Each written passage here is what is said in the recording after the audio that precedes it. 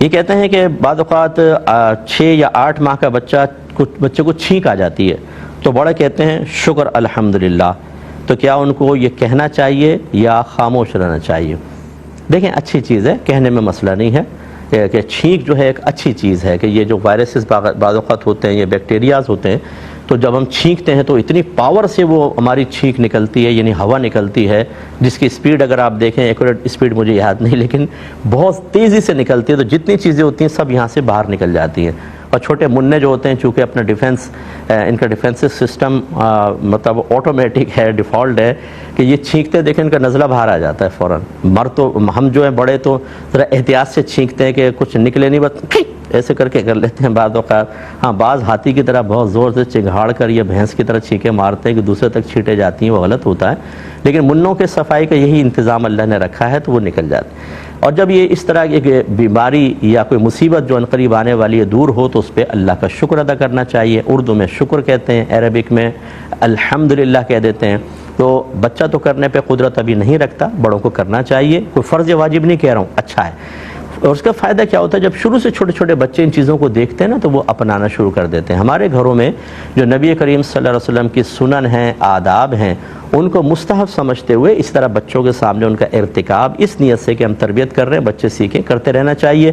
اس سے بچوں کی تربیت بھی ہو جاتی ہے اور بڑے ہونے کے بعد عادت پختہ ہو جاتی ہے، اور پھر وہ آگے اس کی تربیت کرتے ہیں، یہ بڑوں کے لیے ثواب جاریہ بھی ہو جاتا ہے۔ ایک کالر ہمارے ساتھ ہیں، السلام علیکم۔ وعلیکم السلام۔ جی بھائی جان، جی فرمائیے۔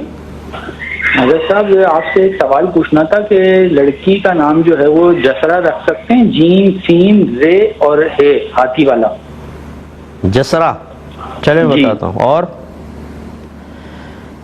یہی لے لیتے ہیں۔ دیکھیں نبی کریم صلی اللہ علیہ وسلم نے ارشاد فرمایا کہ اچھوں کے نام پر نام رکھو۔ ایک روایت میں فرمایا کہ انبیاء علیہم السلام کے نام پر نام رکھو۔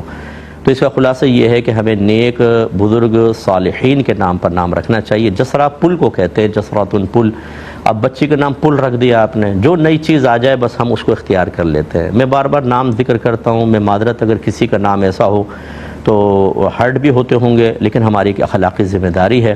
جیسے انعمتا نام رکھ دیتے ہیں، انعمتا کوئی نام نہیں ہے، انعمتا واحد مذکر حاضر کا یہ فعل ہے، ورب ہے، یہ ورب ہے، یہ ناؤن ہے ہی نہیں۔ انعمتا کا مطلب تو نے انعام کیا، یہ کوئی نام رکھنا چاہیے۔ لنتا، آپ رحم دل ہوئے، یہ بھی واحد مذکر حاضر کا صیغہ ہے لنتا، اور ورب ہے، یہ تو ناؤن ہے ہی نہیں، فعل بننے کی صلاحیت نہیں رکھتا۔ فبیہا نام رکھ دیتے ہیں، فبیہا مانے تو ٹھیک، یہ ہوتا ہے فبیہا۔ اگر آپ آ جائیں تو فبیہا، ورنہ کسی کے ہاتھ بھیج دیجیے گا، یہ ہے فبیہا تو ٹھیک۔ اسی طریقے سے لا ریب نام رکھ دیتے ہیں، لا ریب مانے نہیں ہے کوئی شک، ذالک الکتاب لا ریب فیہ، نہیں ہے، یہ وہ ذیشان کتاب ہے جس میں شک کی کوئی گنجائش نہیں ہے، اس طرح کے نام۔ اچھا پھر یہ دلیل کیا دیتے ہیں، یہ عوام الناس، ہم نے تو قرآن سے نکالا تھا معذرت کے ساتھ۔ قرآن میں تو شیطان کا لفظ بھی ہے، خنزیر کا لفظ بھی ہے، فرعون کا لفظ بھی ہے، سامری کافر کا لفظ بھی ہے، تو کیا ہم وہ نام بھی رکھیں گے؟ کیونکہ قرآن کے اندر لکھا ہوا ہے۔ اس لیے ہر نام بننے کی صلاحیت، لفظ نام بننے کی صلاحیت نہیں رکھتا۔ میں آپ سے گزارش کرتا ہوں یہ انفرادیت پسندی کا شوق دور کر دیں، کیونکہ اس میں ایک بات تو یہ کہ آپ بچوں کو ان کی برکات سے، ناموں کی برکات سے محروم کر دیں گے۔ اگر بچی ہے تو صحابیات کے نام پہ نام رکھیں، ان سے ہم اتنے الرجک کیوں ہو گئے ہیں؟ اپنے بزرگوں کے نام سے کیوں ہمیں تکلیف ہوتی ہے؟ اگر آپ یہ کہتے ہیں کہ جی وہ تو پرانے نام ہو گئے ہیں، تو کیا بیوی پرانی ہو جائے تو اس کو چھوڑ دیں؟ اللہ تبارک و تعالیٰ کی ذات تو قدیم ہے، تو کیا نیا خدا تلاش کریں؟ نبی کریم صلی اللہ علیہ وسلم آج سے 1500 سال پہلے تشریف لائے تھے، تو کیا نیا نبی تلاش کریں گے؟ کوئی نئی آسمانی کتاب لیں گے؟ یا اپنے ماں باپ بوڑھے ہو جائیں تو کہیں ان کو نکالو، نئے ماں باپ لے کر آؤ؟ تو کیا پرانی چیزوں کو چھوڑا جاتا ہے؟ جب ان میں برکات ہیں تو اگر آپ کی میری دکان ہو جو 100 سال سے چل رہی ہے اور روزانہ 1 لاکھ کا نفع دے رہی ہے، تو کیا میں اس لیے اپنی دکان بند کر دوں کہ بہت پرانی ہو گئی، بور ہو گیا ہوں میں اس سے؟ مجھے احمق ہی کہیں گے آپ کہ 1 لاکھ نفع آ رہا ہے، چاہے پرانی ہے، بھائی نفع حاصل کرو، یہ میری بات آپ سمجھیں۔ سیکنڈ اس میں خرابی کیا ہے کہ جب آپ بچوں کو اس طرح کے نام رکھیں گے جو اسلامی ناموں سے ہٹ کر ہیں، ایک وقت ایسا آئے گا آپ کے بچے بھی اسی سنت پر عمل پیرا ہوتے ہوئے کریں گے۔ اور آج کے ڈراموں کے اندر خاص طور پہ رائٹرز وغیرہ یا ڈائریکٹر ایسے ایسے نام ڈالتے ہیں، نئے نئے نام جن کو سن کے عوام خوش ہوتی ہے، ان کو اختیار کر لیتی ہے۔ یہ تیزی کے ساتھ وائرس پھیلے گا اور ایک وقت آئے گا کہ ایک مسلمان کی نام کے ذریعے شناخت نہیں ہو سکے گی۔ یہ پری پلان کام ہوتا ہے بعض اوقات. میں نہیں کہہ رہا ہوں کہ کوئی ڈرامہ رائٹر یا ڈائریکٹر ایسا کر رہا ہے، لیکن یہ بہرحال ہوتا ہے. یہ نہیں کر رہے، ہوتا ہے. یہ آپ اس کو سمجھیے کہ مسلمانوں کی ناموں سے شناخت ختم کر دو، ایسا ان کا نام ان کے بنا دو کہ پتہ ہی نہ چلے کہ مسلمان ہے کہ کافر ہے. کیونکہ حلیہ تو ویسے ہم لوگ اسلامی نہیں رکھتے ہیں، اور نام بھی پھر اس طرح کے رکھ لیں تو کون سی شناخت رہ جائے گی. اور اپنی شناخت قائم رکھنا بہت ضروری ہے. نبی کریم صلی اللہ علیہ وسلم کا فرمان دیکھ لیں، سرکار نے فرمایا جو جس قوم سے مشابہت اختیار کرے وہ انہی میں سے ہے. یہ کوئی معمولی چیز نہیں ہے. مشابہت قائم رکھنا، تشخص قائم رکھنا، اسلامی علامات اور شعائر کو قائم رکھنا، اتنا ہی میں سمجھا سکتا ہوں. سمجھ میں آ جائے تو بہت اچھا ہے، نہیں سمجھ میں آئے تو اللہ نہ کرے کوئی نقصان بھی ہو سکتا ہے. یہ کہتے ہیں کہ حج پر کسی نے کہا ہے کہ حج پر وہی جاتا ہے جسے اللہ بلاتا ہے. تو پھر یہ سوال پیدا ہوتا ہے کہ یہ گناہگار کیسے چلے جاتے ہیں کہ اللہ ان کو بلاتا ہے. انہوں نے سیاستدان کا لفظ کہا ہے. ہر سیاستدان بھائی جان برا نہیں ہوتا، لیکن بہرحال ان کے مراد ہوگا کرپٹ اگر کوئی سیاستدان ہے وہ جاتا ہے.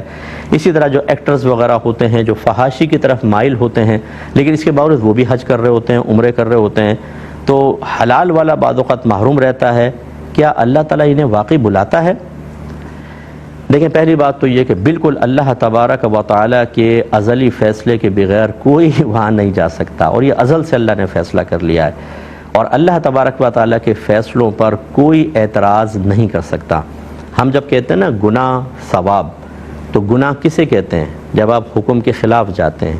ثواب کسے کہتے ہیں کہ اس پہ یہ نیکی ہے یا ثواب ملے گا؟ جب حکم کو پورا کرتے ہیں. اور اللہ تبارک و تعالیٰ پر تو کوئی حاکم ہی نہیں ہے، تو گناہ ثواب کا تصور کوئی اللہ تبارک و تعالیٰ کے لیے نہیں ہے.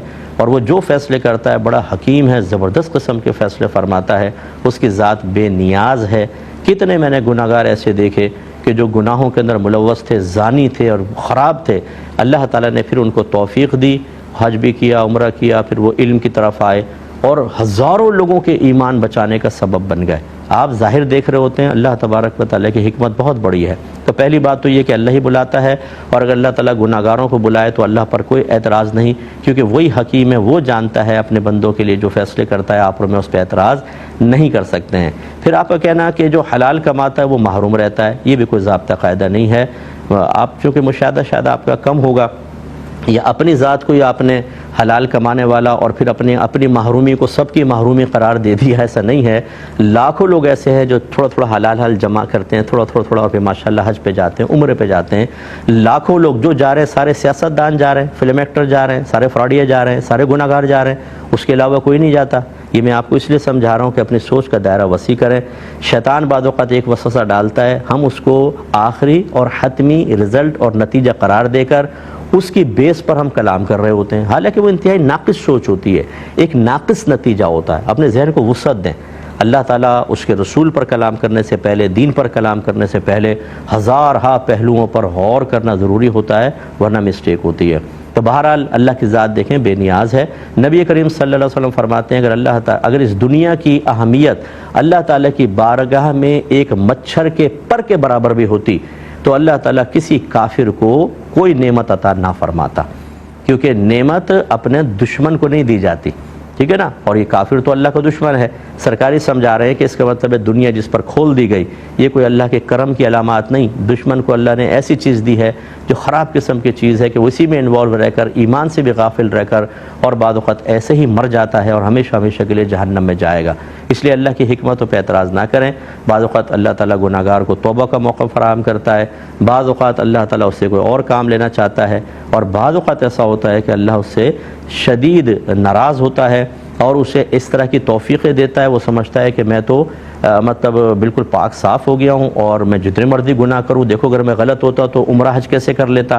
یہی غفلت اس کو مروا دیتی ہے. وہ صحیح توبہ نہیں کرتا، حج مقبول نہیں ہوتا، عمرہ رد کر دیا جاتا ہے، منہ پہ مار دیا جاتا ہے، اور وہ اسی حالت میں مر جاتا ہے اور آخرت میں قابل گرفت ہوگا. میری گفتگو 2-3 دفعہ سنیں، آپ کو بہت سی چیزیں سمجھ میں آئیں گی.